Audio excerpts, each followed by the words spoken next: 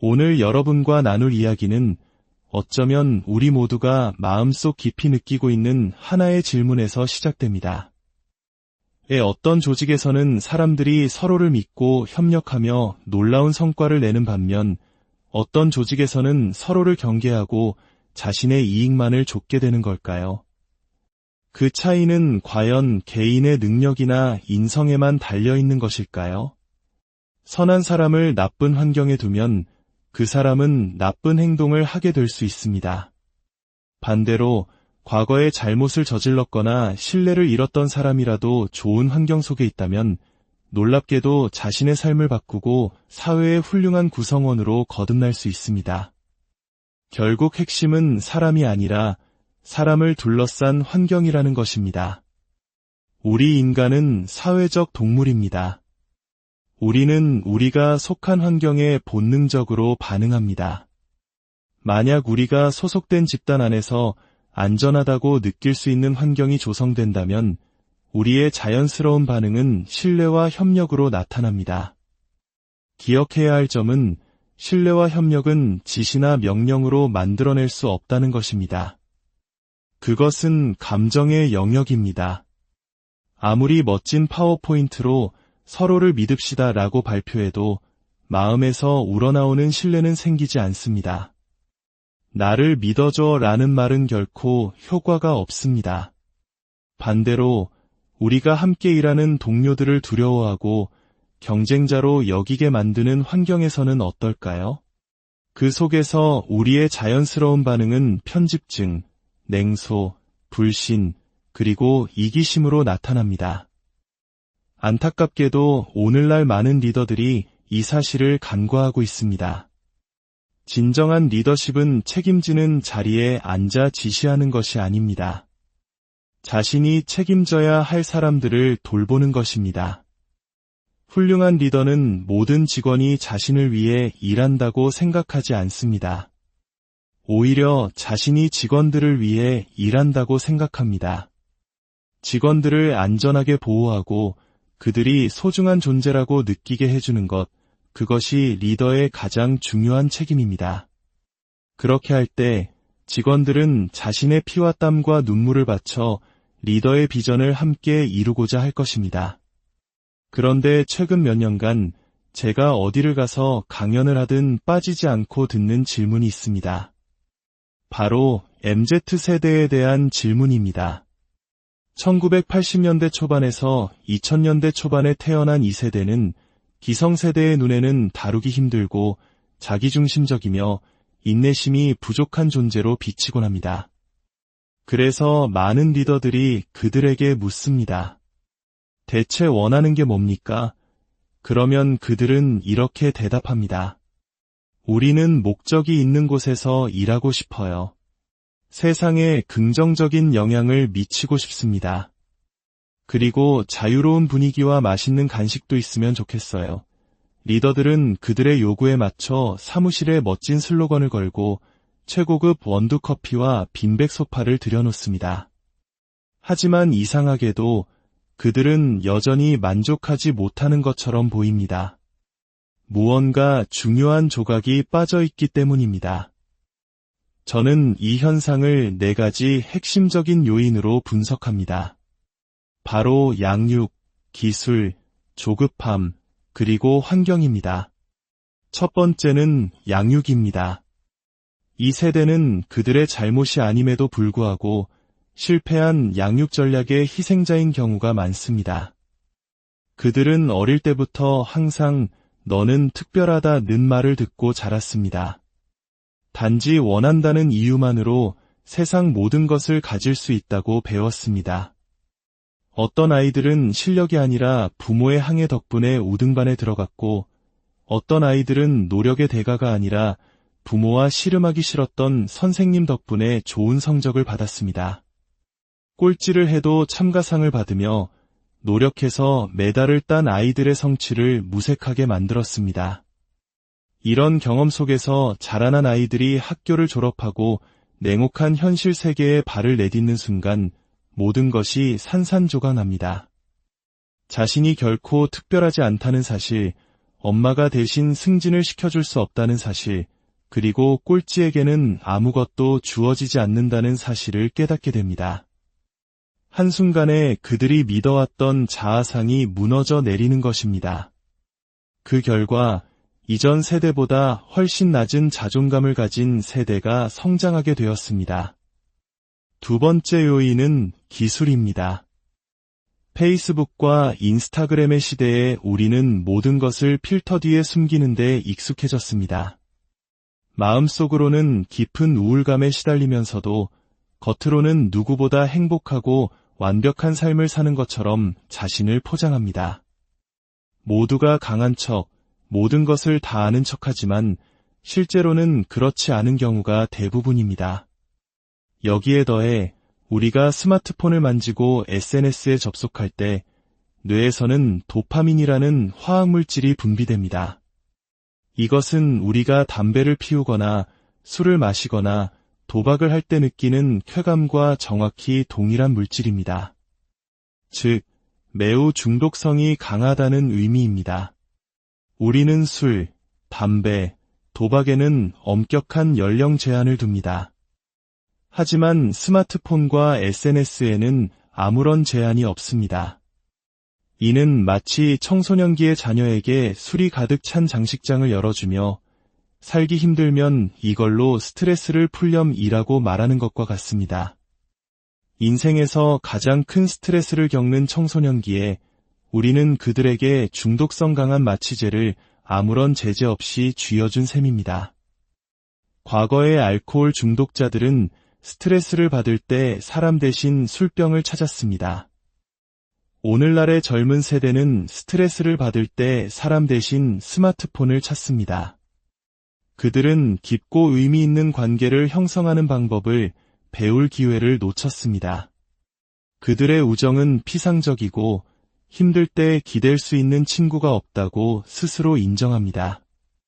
스트레스에 대처할 내면에 힘이 없기 때문에 일시적인 위안을 주는 디지털 기기에 더욱 의존하게 되는 악순환이 반복됩니다. 세 번째는 조급함입니다. 이 세대는 즉각적인 만족의 시대에 성장했습니다. 아마존에서 물건을 사면 다음날 도착하고 보고 싶은 영화는 넷플릭스를 켜기만 하면 됩니다. 다음 주까지 기다릴 필요 없이 드라마 전 시즌을 밤새워 정주행할 수 있습니다. 데이트 상대를 찾기 위해 어색한 만남의 기술을 익힐 필요도 없습니다. 그저 화면을 오른쪽으로 넘기기만 하면 됩니다. 세상의 모든 것을 즉시 얻을 수 있었지만 단 두 가지만은 예외였습니다. 바로 직업 만족도와 깊이 있는 인간관계입니다. 이 두 가지를 위한 앱은 세상에 존재하지 않습니다. 그것들은 느리고 불편하며 때로는 지저분하기까지 한 길고 긴 여정입니다. 그래서 저는 이제 막 사회생활을 시작한 똑똑하고 이상적인 젊은이들을 만날 때마다 비슷한 이야기를 듣습니다. 입사한 지 8개월 됐는데 퇴사할까 봐요. 제가 여기서 아무런 영향력도 미치지 못한 것 같아요. 그들은 마치 거대한 산기슭에 서서 저 멀리 정상에 있는 영향력이라는 추상적인 개념만을 바라보고 있습니다. 하지만 그들이 보지 못하는 것은 정상까지 오르기 위해 거쳐야만 하는 험난한 산 그 자체입니다. 사랑, 성취감, 기쁨, 자신감과 같은 인생의 정말 중요한 가치들은 모두 시간을 필요로 한다는 사실을 우리는 그들에게 가르쳐 주어야 합니다. 그리고 마지막 네 번째 요인은 이 모든 것을 아우르는 환경입니다. 낮은 자존감과 미숙한 관계 형성 능력, 그리고 조급함을 안고 있는 이 젊은 세대를 우리는 어떤 환경으로 밀어넣고 있습니까? 우리는 그들을 사람보다 숫자를, 한 인간의 긴 인생보다 회사의 단기적인 이익을 더 중요하게 여기는 기업 환경에 던져넣고 있습니다. 그들의 자신감을 키워주지도, 협력하는 기술을 가르쳐주지도, 디지털 세상과 현실 사이에서 균형을 잡는 법을 알려주지도 못하는 환경 말입니다. 그리고 최악은 이 모든 문제가 자신의 탓이라고 자책하게 만든다는 점입니다. 하지만 저는 그들에게 말해주고 싶습니다. 당신들 잘못이 아니라고. 이것은 리더십의 부재가 낳은 문제입니다. 이제 우리 사회와 기업에게는 이 부족한 부분을 채워줄 책임이 있습니다. 이 멋진 젊은이들이 자신감을 되찾고 인내심을 배우고 진정한 사회적 기술을 익힐 수 있도록 돕는 것은 이제 우리 모두의 과제입니다. 그 시작은 아주 작은 것에서부터 비롯될 수 있습니다. 예를 들어 회의실에서는 스마트폰을 사용하지 못하게 하는 것입니다. 회의가 시작되기를 기다리는 어색한 시간 동안 우리는 스마트폰 화면 대신 옆자리 동료의 얼굴을 보게 될 것입니다. 아버님 편찮으시다는 얘기 들었는데 좀 어떠세요? 지난번 보고서 때문에 고생했다면서요. 제가 도울 일 없을까요? 바로 이런 사소하고 무의미해 보이는 대화 속에서 관계가 형성되고 신뢰가 싹틉니다. 신뢰는 하루아침에 혹은 특별한 이벤트로 만들어지는 것이 아닙니다.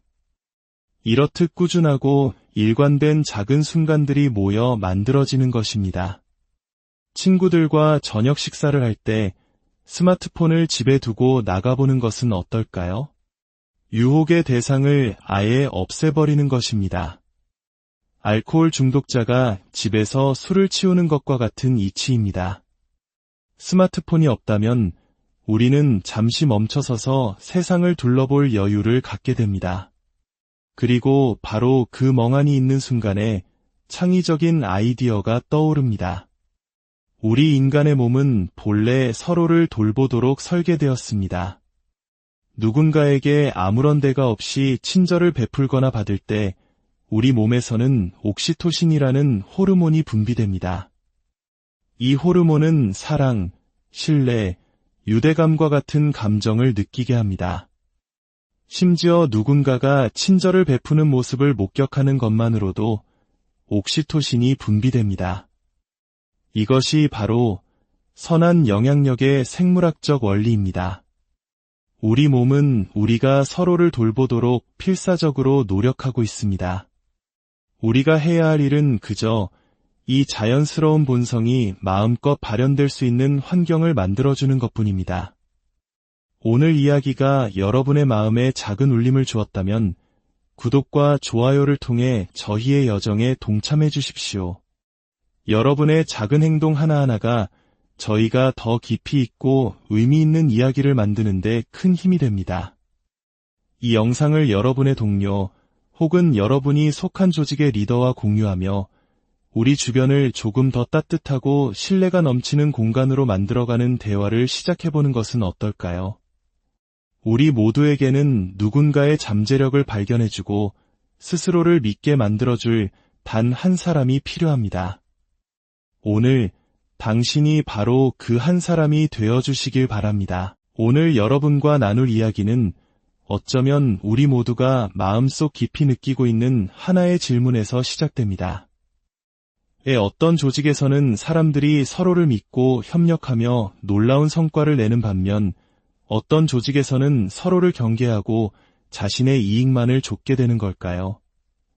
그 차이는 과연 개인의 능력이나 인성에만 달려있는 것일까요? 선한 사람을 나쁜 환경에 두면 그 사람은 나쁜 행동을 하게 될 수 있습니다.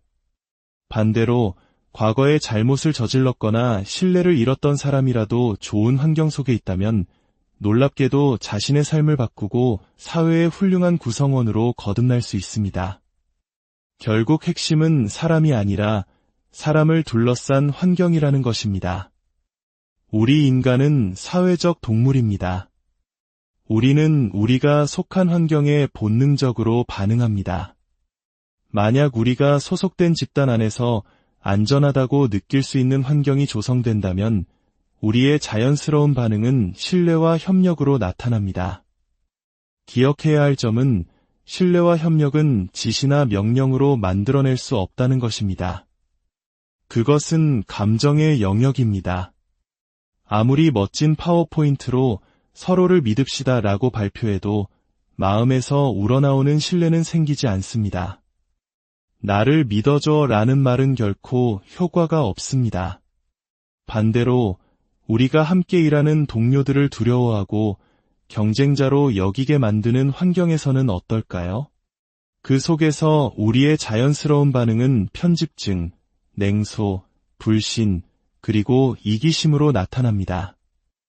안타깝게도 오늘날 많은 리더들이 이 사실을 간과하고 있습니다. 진정한 리더십은 책임지는 자리에 앉아 지시하는 것이 아닙니다. 자신이 책임져야 할 사람들을 돌보는 것입니다. 훌륭한 리더는 모든 직원이 자신을 위해 일한다고 생각하지 않습니다. 오히려 자신이 직원들을 위해 일한다고 생각합니다. 직원들을 안전하게 보호하고 그들이 소중한 존재라고 느끼게 해주는 것, 그것이 리더의 가장 중요한 책임입니다. 그렇게 할 때 직원들은 자신의 피와 땀과 눈물을 바쳐 리더의 비전을 함께 이루고자 할 것입니다. 그런데 최근 몇 년간 제가 어디를 가서 강연을 하든 빠지지 않고 듣는 질문이 있습니다. 바로 MZ세대에 대한 질문입니다. 1980년대 초반에서 2000년대 초반에 태어난 이 세대는 기성세대의 눈에는 다루기 힘들고 자기중심적이며 인내심이 부족한 존재로 비치곤 합니다. 그래서 많은 리더들이 그들에게 묻습니다. 대체 원하는 게 뭡니까? 그러면 그들은 이렇게 대답합니다. 우리는 목적이 있는 곳에서 일하고 싶어요. 세상에 긍정적인 영향을 미치고 싶습니다. 그리고 자유로운 분위기와 맛있는 간식도 있으면 좋겠어요. 리더들은 그들의 요구에 맞춰 사무실에 멋진 슬로건을 걸고 최고급 원두커피와 빈백 소파를 들여놓습니다. 하지만 이상하게도 그들은 여전히 만족하지 못하는 것처럼 보입니다. 무언가 중요한 조각이 빠져있기 때문입니다. 저는 이 현상을 4가지 핵심적인 요인으로 분석합니다. 바로 양육, 기술, 조급함, 그리고 환경입니다. 첫 번째는 양육입니다. 이 세대는 그들의 잘못이 아님에도 불구하고 실패한 양육 전략의 희생자인 경우가 많습니다. 그들은 어릴 때부터 항상 너는 특별하다는 말을 듣고 자랐습니다. 단지 원한다는 이유만으로 세상 모든 것을 가질 수 있다고 배웠습니다. 어떤 아이들은 실력이 아니라 부모의 항해 덕분에 우등반에 들어갔고, 어떤 아이들은 노력의 대가가 아니라 부모와 씨름하기 싫었던 선생님 덕분에 좋은 성적을 받았습니다. 꼴찌를 해도 참가상을 받으며 노력해서 메달을 딴 아이들의 성취를 무색하게 만들었습니다. 이런 경험 속에서 자라난 아이들이 학교를 졸업하고 냉혹한 현실 세계에 발을 내딛는 순간 모든 것이 산산조각납니다.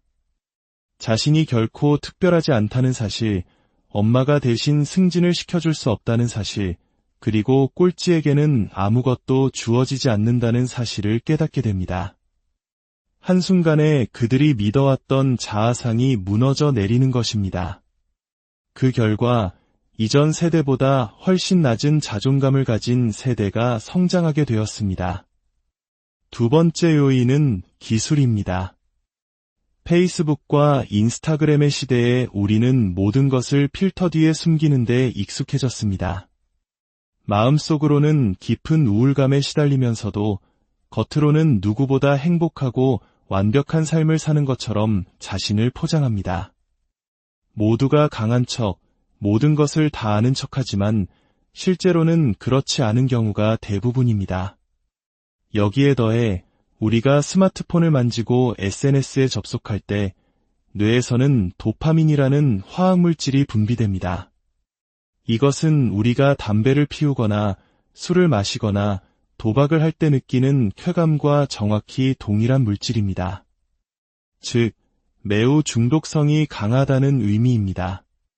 우리는 술, 담배, 도박에는 엄격한 연령 제한을 둡니다.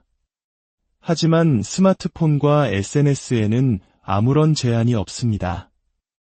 이는 마치 청소년기의 자녀에게 술이 가득 찬 장식장을 열어주며 살기 힘들면 이걸로 스트레스를 풀렴이라고 말하는 것과 같습니다. 인생에서 가장 큰 스트레스를 겪는 청소년기에 우리는 그들에게 중독성 강한 마취제를 아무런 제재 없이 쥐어준 셈입니다. 과거의 알코올 중독자들은 스트레스를 받을 때 사람 대신 술병을 찾았습니다. 오늘날의 젊은 세대는 스트레스를 받을 때 사람 대신 스마트폰을 찾습니다. 그들은 깊고 의미 있는 관계를 형성하는 방법을 배울 기회를 놓쳤습니다. 그들의 우정은 피상적이고 힘들 때 기댈 수 있는 친구가 없다고 스스로 인정합니다. 스트레스에 대처할 내면에 힘이 없기 때문에 일시적인 위안을 주는 디지털 기기에 더욱 의존하게 되는 악순환이 반복됩니다. 세 번째는 조급함입니다. 이 세대는 즉각적인 만족의 시대에 성장했습니다. 아마존에서 물건을 사면 다음날 도착하고 보고 싶은 영화는 넷플릭스를 켜기만 하면 됩니다. 다음 주까지 기다릴 필요 없이 드라마 전 시즌을 밤새워 정주행할 수 있습니다. 데이트 상대를 찾기 위해 어색한 만남의 기술을 익힐 필요도 없습니다. 그저 화면을 오른쪽으로 넘기기만 하면 됩니다. 세상의 모든 것을 즉시 얻을 수 있었지만 단 2가지만은 예외였습니다. 바로 직업 만족도와 깊이 있는 인간관계입니다. 이 2가지를 위한 앱은 세상에 존재하지 않습니다. 그것들은 느리고 불편하며 때로는 지저분하기까지 한 길고 긴 여정입니다. 그래서 저는 이제 막 사회생활을 시작한 똑똑하고 이상적인 젊은이들을 만날 때마다 비슷한 이야기를 듣습니다. 입사한 지 8개월 됐는데 퇴사할까 봐요. 제가 여기서 아무런 영향력도 미치지 못한 것 같아요. 그들은 마치 거대한 산기슭에 서서 저 멀리 정상에 있는 영향력이라는 추상적인 개념만을 바라보고 있습니다. 하지만 그들이 보지 못하는 것은 정상까지 오르기 위해 거쳐야만 하는 험난한 산 그 자체입니다. 사랑, 성취감, 기쁨, 자신감과 같은 인생의 정말 중요한 가치들은 모두 시간을 필요로 한다는 사실을 우리는 그들에게 가르쳐 주어야 합니다. 그리고 마지막 4번째 요인은 이 모든 것을 아우르는 환경입니다. 낮은 자존감과 미숙한 관계 형성 능력, 그리고 조급함을 안고 있는 이 젊은 세대를 우리는 어떤 환경으로 밀어넣고 있습니까? 우리는 그들을 사람보다 숫자를, 한 인간의 긴 인생보다 회사의 단기적인 이익을 더 중요하게 여기는 기업 환경에 던져넣고 있습니다. 그들의 자신감을 키워주지도, 협력하는 기술을 가르쳐주지도, 디지털 세상과 현실 사이에서 균형을 잡는 법을 알려주지도 못하는 환경 말입니다. 그리고 최악은 이 모든 문제가 자신의 탓이라고 자책하게 만든다는 점입니다. 하지만 저는 그들에게 말해주고 싶습니다.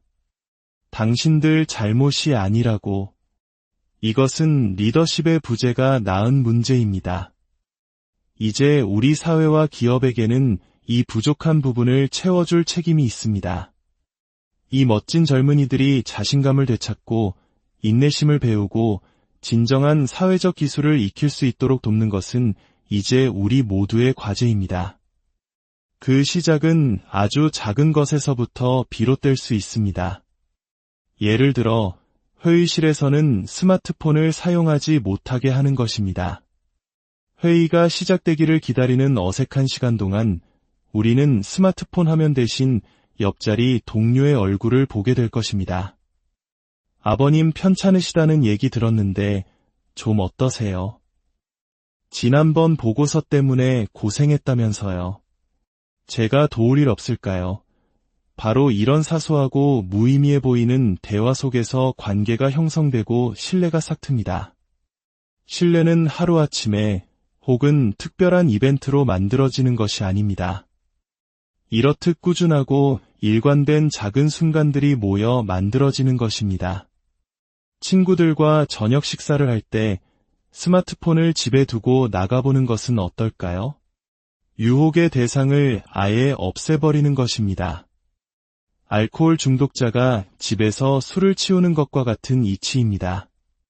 스마트폰이 없다면 우리는 잠시 멈춰서서 세상을 둘러볼 여유를 갖게 됩니다.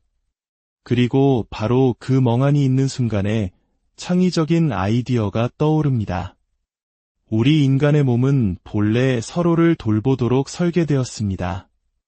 누군가에게 아무런 대가 없이 친절을 베풀거나 받을 때 우리 몸에서는 옥시토신이라는 호르몬이 분비됩니다. 이 호르몬은 사랑, 신뢰, 유대감과 같은 감정을 느끼게 합니다. 심지어 누군가가 친절을 베푸는 모습을 목격하는 것만으로도 옥시토신이 분비됩니다. 이것이 바로 선한 영향력의 생물학적 원리입니다. 우리 몸은 우리가 서로를 돌보도록 필사적으로 노력하고 있습니다.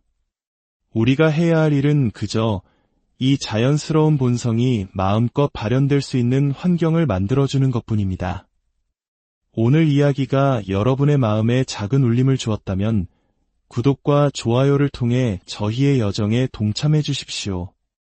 여러분의 작은 행동 하나하나가 저희가 더 깊이 있고 의미 있는 이야기를 만드는 데 큰 힘이 됩니다. 이 영상을 여러분의 동료 혹은 여러분이 속한 조직의 리더와 공유하며 우리 주변을 조금 더 따뜻하고 신뢰가 넘치는 공간으로 만들어가는 대화를 시작해보는 것은 어떨까요? 우리 모두에게는 누군가의 잠재력을 발견해주고 스스로를 믿게 만들어줄 단 한 사람이 필요합니다. 오늘 당신이 바로 그 한 사람이 되어주시길 바랍니다. 오늘 여러분과 나눌 이야기는 어쩌면 우리 모두가 마음속 깊이 느끼고 있는 하나의 질문에서 시작됩니다. 어떤 조직에서는 사람들이 서로를 믿고 협력하며 놀라운 성과를 내는 반면 어떤 조직에서는 서로를 경계하고 자신의 이익만을 좇게 되는 걸까요? 그 차이는 과연 개인의 능력이나 인성에만 달려있는 것일까요? 선한 사람을 나쁜 환경에 두면 그 사람은 나쁜 행동을 하게 될 수 있습니다. 반대로 과거에 잘못을 저질렀거나 신뢰를 잃었던 사람이라도 좋은 환경 속에 있다면 놀랍게도 자신의 삶을 바꾸고 사회의 훌륭한 구성원으로 거듭날 수 있습니다. 결국 핵심은 사람이 아니라 사람을 둘러싼 환경이라는 것입니다. 우리 인간은 사회적 동물입니다. 우리는 우리가 속한 환경에 본능적으로 반응합니다. 만약 우리가 소속된 집단 안에서 안전하다고 느낄 수 있는 환경이 조성된다면 우리의 자연스러운 반응은 신뢰와 협력으로 나타납니다. 기억해야 할 점은 신뢰와 협력은 지시나 명령으로 만들어낼 수 없다는 것입니다. 그것은 감정의 영역입니다. 아무리 멋진 파워포인트로 서로를 믿읍시다 라고 발표해도 마음에서 우러나오는 신뢰는 생기지 않습니다. 나를 믿어줘 라는 말은 결코 효과가 없습니다. 반대로 우리가 함께 일하는 동료들을 두려워하고 경쟁자로 여기게 만드는 환경에서는 어떨까요? 그 속에서 우리의 자연스러운 반응은 편집증, 냉소, 불신, 그리고 이기심으로 나타납니다. 안타깝게도 오늘날 많은 리더들이 이 사실을 간과하고 있습니다. 진정한 리더십은 책임지는 자리에 앉아 지시하는 것이 아닙니다. 자신이 책임져야 할 사람들을 돌보는 것입니다. 훌륭한 리더는 모든 직원이 자신을 위해 일한다고 생각하지 않습니다. 오히려 자신이 직원들을 위해 일한다고 생각합니다. 직원들을 안전하게 보호하고 그들이 소중한 존재라고 느끼게 해주는 것, 그것이 리더의 가장 중요한 책임입니다. 그렇게 할 때 직원들은 자신의 피와 땀과 눈물을 바쳐 리더의 비전을 함께 이루고자 할 것입니다. 그런데 최근 몇 년간 제가 어디를 가서 강연을 하든 빠지지 않고 듣는 질문이 있습니다. 바로 MZ세대에 대한 질문입니다. 1980년대 초반에서 2000년대 초반에 태어난 이 세대는 기성세대의 눈에는 다루기 힘들고 자기중심적이며 인내심이 부족한 존재로 비치곤 합니다. 그래서 많은 리더들이 그들에게 묻습니다. 대체 원하는 게 뭡니까? 그러면 그들은 이렇게 대답합니다. 우리는 목적이 있는 곳에서 일하고 싶어요. 세상에 긍정적인 영향을 미치고 싶습니다. 그리고 자유로운 분위기와 맛있는 간식도 있으면 좋겠어요. 리더들은 그들의 요구에 맞춰 사무실에 멋진 슬로건을 걸고 최고급 원두커피와 빈백 소파를 들여놓습니다. 하지만 이상하게도 그들은 여전히 만족하지 못하는 것처럼 보입니다. 무언가 중요한 조각이 빠져있기 때문입니다. 저는 이 현상을 4가지 핵심적인 요인으로 분석합니다. 바로 양육, 기술, 조급함, 그리고 환경입니다. 첫 번째는 양육입니다. 이 세대는 그들의 잘못이 아님에도 불구하고 실패한 양육 전략의 희생자인 경우가 많습니다. 그들은 어릴 때부터 항상 너는 특별하다는 말을 듣고 자랐습니다. 단지 원한다는 이유만으로 세상 모든 것을 가질 수 있다고 배웠습니다. 어떤 아이들은 실력이 아니라 부모의 항해 덕분에 우등반에 들어갔고, 어떤 아이들은 노력의 대가가 아니라 부모와 씨름하기 싫었던 선생님 덕분에 좋은 성적을 받았습니다. 꼴찌를 해도 참가상을 받으며 노력해서 메달을 딴 아이들의 성취를 무색하게 만들었습니다. 이런 경험 속에서 자라난 아이들이 학교를 졸업하고 냉혹한 현실 세계에 발을 내딛는 순간 모든 것이 산산조각납니다.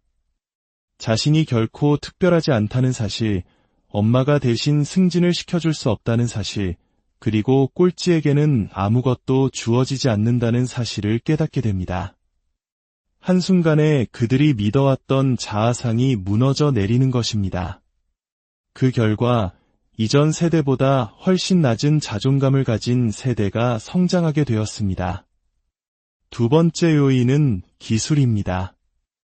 페이스북과 인스타그램의 시대에 우리는 모든 것을 필터 뒤에 숨기는 데 익숙해졌습니다. 마음속으로는 깊은 우울감에 시달리면서도 겉으로는 누구보다 행복하고 완벽한 삶을 사는 것처럼 자신을 포장합니다. 모두가 강한 척, 모든 것을 다 아는 척하지만 실제로는 그렇지 않은 경우가 대부분입니다.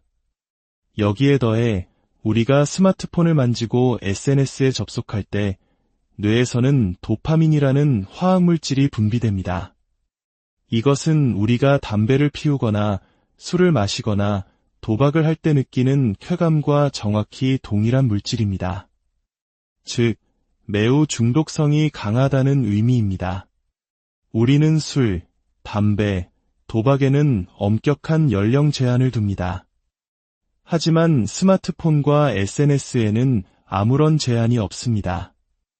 이는 마치 청소년기의 자녀에게 술이 가득 찬 장식장을 열어주며 살기 힘들면 이걸로 스트레스를 풀렴이라고 말하는 것과 같습니다. 인생에서 가장 큰 스트레스를 겪는 청소년기에 우리는 그들에게 중독성 강한 마취제를 아무런 제재 없이 쥐어준 셈입니다. 과거의 알코올 중독자들은 스트레스를 받을 때 사람 대신 술병을 찾았습니다. 오늘날의 젊은 세대는 스트레스를 받을 때 사람 대신 스마트폰을 찾습니다. 그들은 깊고 의미 있는 관계를 형성하는 방법을 배울 기회를 놓쳤습니다. 그들의 우정은 피상적이고 힘들 때 기댈 수 있는 친구가 없다고 스스로 인정합니다. 스트레스에 대처할 내면에 힘이 없기 때문에 일시적인 위안을 주는 디지털 기기에 더욱 의존하게 되는 악순환이 반복됩니다. 세 번째는 조급함입니다. 이 세대는 즉각적인 만족의 시대에 성장했습니다. 아마존에서 물건을 사면 다음날 도착하고 보고 싶은 영화는 넷플릭스를 켜기만 하면 됩니다. 다음 주까지 기다릴 필요 없이 드라마 전 시즌을 밤새워 정주행할 수 있습니다. 데이트 상대를 찾기 위해 어색한 만남의 기술을 익힐 필요도 없습니다. 그저 화면을 오른쪽으로 넘기기만 하면 됩니다. 세상의 모든 것을 즉시 얻을 수 있었지만 단 2가지만은 예외였습니다. 바로 직업 만족도와 깊이 있는 인간관계입니다. 이 2가지를 위한 앱은 세상에 존재하지 않습니다. 그것들은 느리고 불편하며 때로는 지저분하기까지 한 길고 긴 여정입니다. 그래서 저는 이제 막 사회생활을 시작한 똑똑하고 이상적인 젊은이들을 만날 때마다 비슷한 이야기를 듣습니다. 입사한 지 8개월 됐는데 퇴사할까 봐요. 제가 여기서 아무런 영향력도 미치지 못한 것 같아요. 그들은 마치 거대한 산기슭에 서서 저 멀리 정상에 있는 영향력이라는 추상적인 개념만을 바라보고 있습니다. 하지만 그들이 보지 못하는 것은 정상까지 오르기 위해 거쳐야만 하는 험난한 산 그 자체입니다. 사랑, 성취감, 기쁨, 자신감과 같은 인생의 정말 중요한 가치들은 모두 시간을 필요로 한다는 사실을 우리는 그들에게 가르쳐 주어야 합니다. 그리고 마지막 4번째 요인은 이 모든 것을 아우르는 환경입니다. 낮은 자존감과 미숙한 관계 형성 능력, 그리고 조급함을 안고 있는 이 젊은 세대를 우리는 어떤 환경으로 밀어넣고 있습니까? 우리는 그들을 사람보다 숫자를, 한 인간의 긴 인생보다 회사의 단기적인 이익을 더 중요하게 여기는 기업 환경에 던져넣고 있습니다. 그들의 자신감을 키워주지도, 협력하는 기술을 가르쳐주지도, 디지털 세상과 현실 사이에서 균형을 잡는 법을 알려주지도 못하는 환경 말입니다. 그리고 최악은 이 모든 문제가 자신의 탓이라고 자책하게 만든다는 점입니다. 하지만 저는 그들에게 말해주고 싶습니다. 당신들 잘못이 아니라고. 이것은 리더십의 부재가 낳은 문제입니다. 이제 우리 사회와 기업에게는 이 부족한 부분을 채워줄 책임이 있습니다. 이 멋진 젊은이들이 자신감을 되찾고 인내심을 배우고 진정한 사회적 기술을 익힐 수 있도록 돕는 것은 이제 우리 모두의 과제입니다. 그 시작은 아주 작은 것에서부터 비롯될 수 있습니다. 예를 들어 회의실에서는 스마트폰을 사용하지 못하게 하는 것입니다. 회의가 시작되기를 기다리는 어색한 시간 동안 우리는 스마트폰 화면 대신 옆자리 동료의 얼굴을 보게 될 것입니다. 아버님 편찮으시다는 얘기 들었는데 좀 어떠세요? 지난번 보고서 때문에 고생했다면서요. 제가 도울 일 없을까요? 바로 이런 사소하고 무의미해 보이는 대화 속에서 관계가 형성되고 신뢰가 싹틉니다. 신뢰는 하루아침에 혹은 특별한 이벤트로 만들어지는 것이 아닙니다. 이렇듯 꾸준하고 일관된 작은 순간들이 모여 만들어지는 것입니다. 친구들과 저녁 식사를 할 때 스마트폰을 집에 두고 나가보는 것은 어떨까요? 유혹의 대상을 아예 없애버리는 것입니다.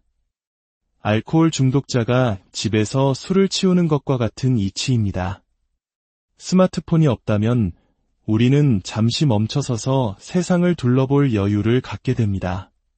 그리고 바로 그 멍하니 있는 순간에 창의적인 아이디어가 떠오릅니다. 우리 인간의 몸은 본래 서로를 돌보도록 설계되었습니다.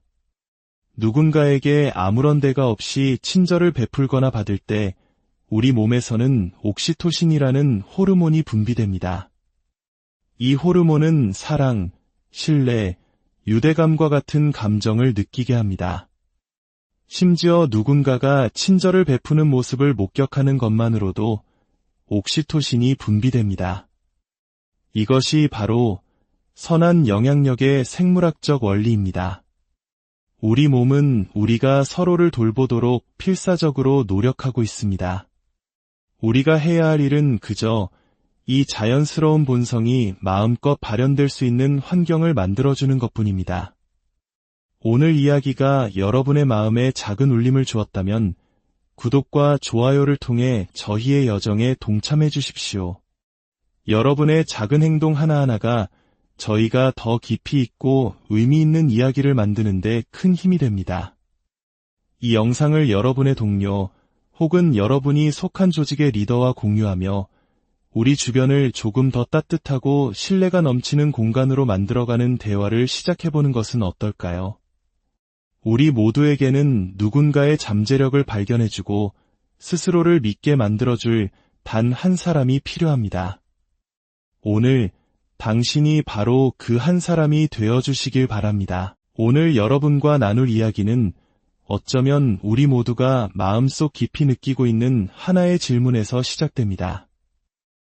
어떤 조직에서는 사람들이 서로를 믿고 협력하며 놀라운 성과를 내는 반면 어떤 조직에서는 서로를 경계하고 자신의 이익만을 좇게 되는 걸까요? 그 차이는 과연 개인의 능력이나 인성에만 달려있는 것일까요? 선한 사람을 나쁜 환경에 두면 그 사람은 나쁜 행동을 하게 될 수 있습니다.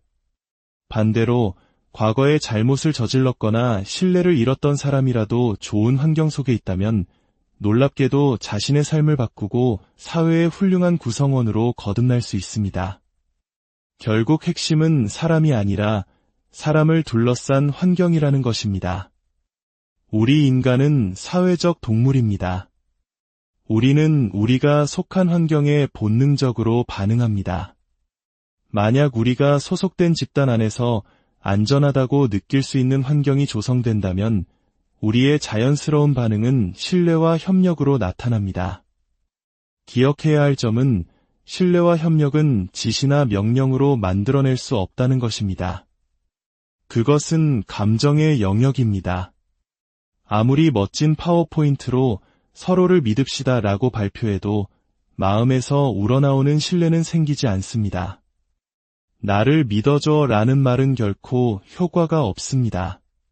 반대로 우리가 함께 일하는 동료들을 두려워하고 경쟁자로 여기게 만드는 환경에서는 어떨까요? 그 속에서 우리의 자연스러운 반응은 편집증, 냉소, 불신, 그리고 이기심으로 나타납니다. 안타깝게도 오늘날 많은 리더들이 이 사실을 간과하고 있습니다. 진정한 리더십은 책임지는 자리에 앉아 지시하는 것이 아닙니다. 자신이 책임져야 할 사람들을 돌보는 것입니다. 훌륭한 리더는 모든 직원이 자신을 위해 일한다고 생각하지 않습니다. 오히려 자신이 직원들을 위해 일한다고 생각합니다. 직원들을 안전하게 보호하고 그들이 소중한 존재라고 느끼게 해주는 것, 그것이 리더의 가장 중요한 책임입니다. 그렇게 할 때 직원들은 자신의 피와 땀과 눈물을 바쳐 리더의 비전을 함께 이루고자 할 것입니다. 그런데 최근 몇 년간 제가 어디를 가서 강연을 하든 빠지지 않고 듣는 질문이 있습니다. 바로 MZ세대에 대한 질문입니다. 1980년대 초반에서 2000년대 초반에 태어난 이 세대는 기성세대의 눈에는 다루기 힘들고 자기중심적이며 인내심이 부족한 존재로 비치곤 합니다. 그래서 많은 리더들이 그들에게 묻습니다. 대체 원하는 게 뭡니까? 그러면 그들은 이렇게 대답합니다. 우리는 목적이 있는 곳에서 일하고 싶어요. 세상에 긍정적인 영향을 미치고 싶습니다. 그리고 자유로운 분위기와 맛있는 간식도 있으면 좋겠어요. 리더들은 그들의 요구에 맞춰 사무실에 멋진 슬로건을 걸고 최고급 원두커피와 빈백 소파를 들여놓습니다. 하지만 이상하게도 그들은 여전히 만족하지 못하는 것처럼 보입니다. 무언가 중요한 조각이 빠져있기 때문입니다. 저는 이 현상을 4가지 핵심적인 요인으로 분석합니다. 바로 양육, 기술, 조급함, 그리고 환경입니다. 첫 번째는 양육입니다. 이 세대는 그들의 잘못이 아님에도 불구하고 실패한 양육 전략의 희생자인 경우가 많습니다. 그들은 어릴 때부터 항상 너는 특별하다는 말을 듣고 자랐습니다. 단지 원한다는 이유만으로 세상 모든 것을 가질 수 있다고 배웠습니다. 어떤 아이들은 실력이 아니라 부모의 항해 덕분에 5등반에 들어갔고, 어떤 아이들은 노력의 대가가 아니라 부모와 씨름하기 싫었던 선생님 덕분에 좋은 성적을 받았습니다. 꼴찌를 해도 참가상을 받으며 노력해서 메달을 딴 아이들의 성취를 무색하게 만들었습니다. 이런 경험 속에서 자라난 아이들이 학교를 졸업하고 냉혹한 현실 세계에 발을 내딛는 순간 모든 것이 산산조각납니다. 자신이 결코 특별하지 않다는 사실, 엄마가 대신 승진을 시켜줄 수 없다는 사실, 그리고 꼴찌에게는 아무것도 주어지지 않는다는 사실을 깨닫게 됩니다. 한순간에 그들이 믿어왔던 자아상이 무너져 내리는 것입니다. 그 결과 이전 세대보다 훨씬 낮은 자존감을 가진 세대가 성장하게 되었습니다. 두 번째 요인은 기술입니다. 페이스북과 인스타그램의 시대에 우리는 모든 것을 필터 뒤에 숨기는 데 익숙해졌습니다. 마음속으로는 깊은 우울감에 시달리면서도 겉으로는 누구보다 행복하고 완벽한 삶을 사는 것처럼 자신을 포장합니다. 모두가 강한 척, 모든 것을 다 아는 척하지만 실제로는 그렇지 않은 경우가 대부분입니다. 여기에 더해 우리가 스마트폰을 만지고 SNS에 접속할 때 뇌에서는 도파민이라는 화학물질이 분비됩니다. 이것은 우리가 담배를 피우거나 술을 마시거나 도박을 할 때 느끼는 쾌감과 정확히 동일한 물질입니다. 즉, 매우 중독성이 강하다는 의미입니다. 우리는 술, 담배, 도박에는 엄격한 연령 제한을 둡니다. 하지만 스마트폰과 SNS에는 아무런 제한이 없습니다. 이는 마치 청소년기의 자녀에게 술이 가득 찬 장식장을 열어주며 살기 힘들면 이걸로 스트레스를 풀렴이라고 말하는 것과 같습니다. 인생에서 가장 큰 스트레스를 겪는 청소년기에 우리는 그들에게 중독성 강한 마취제를 아무런 제재 없이 쥐어준 셈입니다. 과거의 알코올 중독자들은 스트레스를 받을 때 사람 대신 술병을 찾았습니다. 오늘날의 젊은 세대는 스트레스를 받을 때 사람 대신 스마트폰을 찾습니다. 그들은 깊고 의미 있는 관계를 형성하는 방법을 배울 기회를 놓쳤습니다. 그들의 우정은 피상적이고 힘들 때 기댈 수 있는 친구가 없다고 스스로 인정합니다. 스트레스에 대처할 내면의 힘이 없기 때문에 일시적인 위안을 주는 디지털 기기에 더욱 의존하게 되는 악순환이 반복됩니다. 세 번째는 조급함입니다. 이 세대는 즉각적인 만족의 시대에 성장했습니다. 아마존에서 물건을 사면 다음날 도착하고 보고 싶은 영화는 넷플릭스를 켜기만 하면 됩니다. 다음 주까지 기다릴 필요 없이 드라마 전 시즌을 밤새워 정주행할 수 있습니다. 데이트 상대를 찾기 위해 어색한 만남의 기술을 익힐 필요도 없습니다. 그저 화면을 오른쪽으로 넘기기만 하면 됩니다. 세상의 모든 것을 즉시 얻을 수 있었지만 단 2가지만은 예외였습니다. 바로 직업 만족도와 깊이 있는 인간관계입니다. 이 2가지를 위한 앱은 세상에 존재하지 않습니다. 그것들은 느리고 불편하며 때로는 지저분하기까지 한 길고 긴 여정입니다. 그래서 저는 이제 막 사회생활을 시작한 똑똑하고 이상적인 젊은이들을 만날 때마다 비슷한 이야기를 듣습니다. 입사한 지 8개월 됐는데 퇴사할까 봐요. 제가 여기서 아무런 영향력도 미치지 못하는 것 같아요. 그들은 마치 거대한 산기슭에 서서 저 멀리 정상에 있는 영향력이라는 추상적인 개념만을 바라보고 있습니다. 하지만 그들이 보지 못하는 것은 정상까지 오르기 위해 거쳐야만 하는 험난한 산 그 자체입니다. 사랑, 성취감, 기쁨, 자신감과 같은 인생의 정말 중요한 가치들은 모두 시간을 필요로 한다는 사실을 우리는 그들에게 가르쳐 주어야 합니다. 그리고 마지막 4번째 요인은 이 모든 것을 아우르는 환경입니다. 낮은 자존감과 미숙한 관계 형성 능력, 그리고 조급함을 안고 있는 이 젊은 세대를 우리는 어떤 환경으로 밀어넣고 있습니까? 우리는 그들을 사람보다 숫자를, 한 인간의 긴 인생보다 회사의 단기적인 이익을 더 중요하게 여기는 기업 환경에 던져넣고 있습니다. 그들의 자신감을 키워주지도, 협력하는 기술을 가르쳐주지도, 디지털 세상과 현실 사이에서 균형을 잡는 법을 알려주지도 못하는 환경 말입니다. 그리고 최악은 이 모든 문제가 자신의 탓이라고 자책하게 만든다는 점입니다. 하지만 저는 그들에게 말해주고 싶습니다. 당신들 잘못이 아니라고. 이것은 리더십의 부재가 낳은 문제입니다. 이제 우리 사회와 기업에게는 이 부족한 부분을 채워줄 책임이 있습니다. 이 멋진 젊은이들이 자신감을 되찾고 인내심을 배우고 진정한 사회적 기술을 익힐 수 있도록 돕는 것은 이제 우리 모두의 과제입니다. 그 시작은 아주 작은 것에서부터 비롯될 수 있습니다. 예를 들어 회의실에서는 스마트폰을 사용하지 못하게 하는 것입니다. 회의가 시작되기를 기다리는 어색한 시간 동안 우리는 스마트폰 화면 대신 옆자리 동료의 얼굴을 보게 될 것입니다.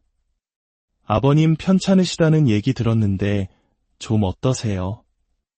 지난번 보고서 때문에 고생했다면서요. 제가 도울 일 없을까요? 바로 이런 사소하고 무의미해 보이는 대화 속에서 관계가 형성되고 신뢰가 싹틉니다. 신뢰는 하루아침에 혹은 특별한 이벤트로 만들어지는 것이 아닙니다. 이렇듯 꾸준하고 일관된 작은 순간들이 모여 만들어지는 것입니다. 친구들과 저녁 식사를 할 때 스마트폰을 집에 두고 나가보는 것은 어떨까요? 유혹의 대상을 아예 없애버리는 것입니다. 알코올 중독자가 집에서 술을 치우는 것과 같은 이치입니다. 스마트폰이 없다면 우리는 잠시 멈춰서서 세상을 둘러볼 여유를 갖게 됩니다. 그리고 바로 그 멍하니 있는 순간에 창의적인 아이디어가 떠오릅니다. 우리 인간의 몸은 본래 서로를 돌보도록 설계되었습니다. 누군가에게 아무런 대가 없이 친절을 베풀거나 받을 때 우리 몸에서는 옥시토신이라는 호르몬이 분비됩니다. 이 호르몬은 사랑, 신뢰, 유대감과 같은 감정을 느끼게 합니다. 심지어 누군가가 친절을 베푸는 모습을 목격하는 것만으로도 옥시토신이 분비됩니다. 이것이 바로 선한 영향력의 생물학적 원리입니다. 우리 몸은 우리가 서로를 돌보도록 필사적으로 노력하고 있습니다. 우리가 해야 할 일은 그저 이 자연스러운 본성이 마음껏 발현될 수 있는 환경을 만들어주는 것뿐입니다. 오늘 이야기가 여러분의 마음에 작은 울림을 주었다면 구독과 좋아요를 통해 저희의 여정에 동참해 주십시오. 여러분의 작은 행동 하나하나가 저희가 더 깊이 있고 의미 있는 이야기를 만드는 데 큰 힘이 됩니다. 이 영상을 여러분의 동료 혹은 여러분이 속한 조직의 리더와 공유하며 우리 주변을 조금 더 따뜻하고 신뢰가 넘치는 공간으로 만들어가는 대화를 시작해보는 것은 어떨까요? 우리 모두에게는 누군가의 잠재력을 발견해주고 스스로를 믿게 만들어줄 단 한 사람이 필요합니다. 오늘 당신이 바로 그 한 사람이 되어주시길 바랍니다. 오늘 여러분과 나눌 이야기는 어쩌면 우리 모두가 마음속 깊이 느끼고 있는 하나의 질문에서 시작됩니다. 어떤 조직에서는 사람들이 서로를 믿고 협력하며 놀라운 성과를 내는 반면 어떤 조직에서는 서로를 경계하고 자신의 이익만을 좇게 되는 걸까요? 그 차이는 과연 개인의 능력이나 인성에만 달려있는 것일까요? 선한 사람을 나쁜 환경에 두면 그 사람은 나쁜 행동을 하게 될 수 있습니다. 반대로 과거에 잘못을 저질렀거나 신뢰를 잃었던 사람이라도 좋은 환경 속에 있다면 놀랍게도 자신의 삶을 바꾸고 사회의 훌륭한 구성원으로 거듭날 수 있습니다. 결국 핵심은 사람이 아니라 사람을 둘러싼 환경이라는 것입니다. 우리 인간은 사회적 동물입니다. 우리는 우리가 속한 환경에 본능적으로 반응합니다. 만약 우리가 소속된 집단 안에서 안전하다고 느낄 수 있는 환경이 조성된다면 우리의 자연스러운 반응은 신뢰와 협력으로 나타납니다. 기억해야 할 점은 신뢰와 협력은 지시나 명령으로 만들어낼 수 없다는 것입니다. 그것은 감정의 영역입니다. 아무리 멋진 파워포인트로 서로를 믿읍시다 라고 발표해도 마음에서 우러나오는 신뢰는 생기지 않습니다. 나를 믿어줘 라는 말은 결코 효과가 없습니다. 반대로 우리가 함께 일하는 동료들을 두려워하고 경쟁자로 여기게 만드는 환경에서는 어떨까요? 그 속에서 우리의 자연스러운 반응은 편집증, 냉소, 불신, 그리고 이기심으로 나타납니다. 안타깝게도 오늘날 많은 리더들이 이 사실을 간과하고 있습니다. 진정한 리더십은 책임지는 자리에 앉아 지시하는 것이 아닙니다. 자신이 책임져야 할 사람들을 돌보는 것입니다.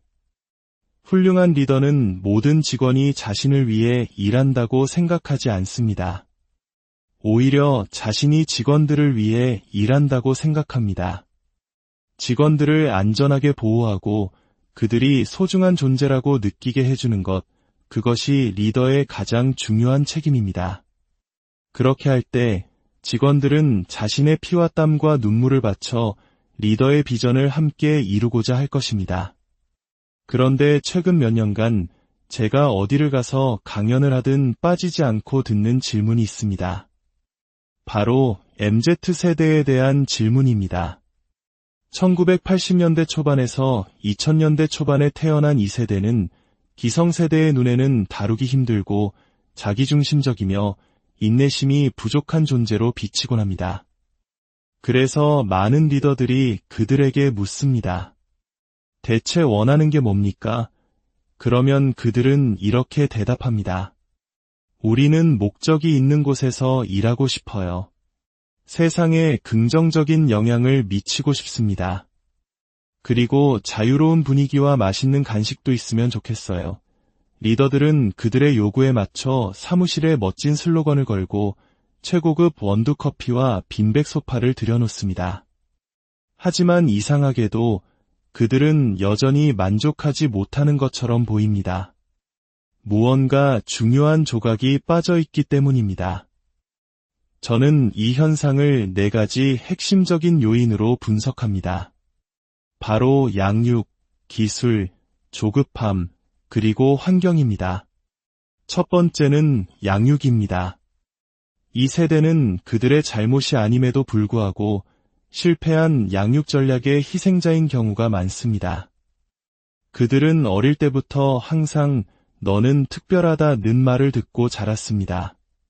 단지 원한다는 이유만으로 세상 모든 것을 가질 수 있다고 배웠습니다. 어떤 아이들은 실력이 아니라 부모의 항해 덕분에 우등반에 들어갔고, 어떤 아이들은 노력의 대가가 아니라 부모와 씨름하기 싫었던 선생님 덕분에 좋은 성적을 받았습니다. 꼴찌를 해도 참가상을 받으며 노력해서 메달을 딴 아이들의 성취를 무색하게 만들었습니다. 이런 경험 속에서 자라난 아이들이 학교를 졸업하고 냉혹한 현실 세계에 발을 내딛는 순간 모든 것이 산산조각납니다. 자신이 결코 특별하지 않다는 사실, 엄마가 대신 승진을 시켜줄 수 없다는 사실, 그리고 꼴찌에게는 아무것도 주어지지 않는다는 사실을 깨닫게 됩니다. 한순간에 그들이 믿어왔던 자아상이 무너져 내리는 것입니다. 그 결과 이전 세대보다 훨씬 낮은 자존감을 가진 세대가 성장하게 되었습니다. 두 번째 요인은 기술입니다. 페이스북과 인스타그램의 시대에 우리는 모든 것을 필터 뒤에 숨기는 데 익숙해졌습니다. 마음속으로는 깊은 우울감에 시달리면서도 겉으로는 누구보다 행복하고 완벽한 삶을 사는 것처럼 자신을 포장합니다. 모두가 강한 척, 모든 것을 다 아는 척하지만 실제로는 그렇지 않은 경우가 대부분입니다. 여기에 더해 우리가 스마트폰을 만지고 SNS에 접속할 때 뇌에서는 도파민이라는 화학물질이 분비됩니다. 이것은 우리가 담배를 피우거나 술을 마시거나 도박을 할 때 느끼는 쾌감과 정확히 동일한 물질입니다. 즉, 매우 중독성이 강하다는 의미입니다. 우리는 술, 담배, 도박에는 엄격한 연령 제한을 둡니다. 하지만 스마트폰과 SNS에는 아무런 제한이 없습니다. 이는 마치 청소년기의 자녀에게